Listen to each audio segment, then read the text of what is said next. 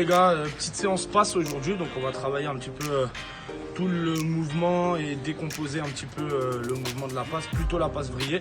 La passe poussée, j'aurais eu besoin de quelqu'un, mais la passe vrillée, pour travailler la vrille, je peux être tout seul. Donc on démarre tranquillement avec juste des vrilles où on vient essayer de rattraper le ballon. Le top, c'est si on a un ballon qui vient bien dans l'axe, qui reste bien droit. On va mettre la force surtout sur le pouce, le petit doigt et les autres doigts pour bien maintenir le ballon et venir finir le geste. Hop, on est légèrement fléchi, on vient bien gainer le ventre et on vient faire vriller ce ballon. Deuxième atelier, donc on vient dans la continuité de ce qu'on a bossé avant.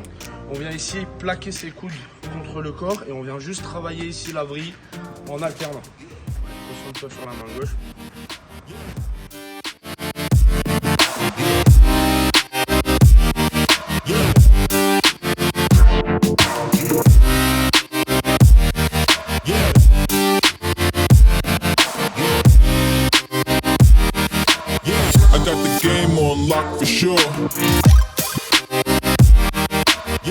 Ah oui, tout ce que j'ai oublié de vous dire, c'est qu'à chaque fois qu'on travaille la vrille, on peut bosser avec le souffle et le gainage des abdos pour avoir un ballon plus sec. Cinquième atelier, on va essayer de bien venir contrôler son ballon et on va travailler pour le faire vriller et le faire repasser devant la tête.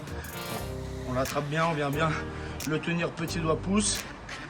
Et on le fait vriller, on essaie d'avoir une belle vrille, c'est pas facile, mais on s'appuie sur la manip de balle. Donc on vient ici essayer de vriller et rattraper. On se met une contrainte pour avoir vraiment en fait un travail actif sur le poignet et pas sur le bras.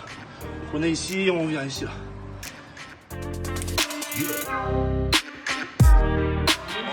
On vient travailler. Donc c'est exactement la même chose, sauf que on reprend le deuxième atelier où on vient bien serrer les coudes et là on essaye de mettre de la force tout en gardant les coudes bien collés. C'est vraiment que du poignet. On continue dans la même dynamique. On vient ici bien fléchir les jambes et on vient dérouler son geste jusqu'au maximum du bout des doigts. On se donne comme objectif d'avoir juste un pied de pivot sur la réception. Si on doit avancer plus qu'un pied de pivot, c'est que la passe est plutôt manquée. J'envoie le ballon, je finis bien, comme vous pouvez constater. On finit bien avec les deux mains vers le ciel. Dernier atelier, plutôt challenge, période de Covid.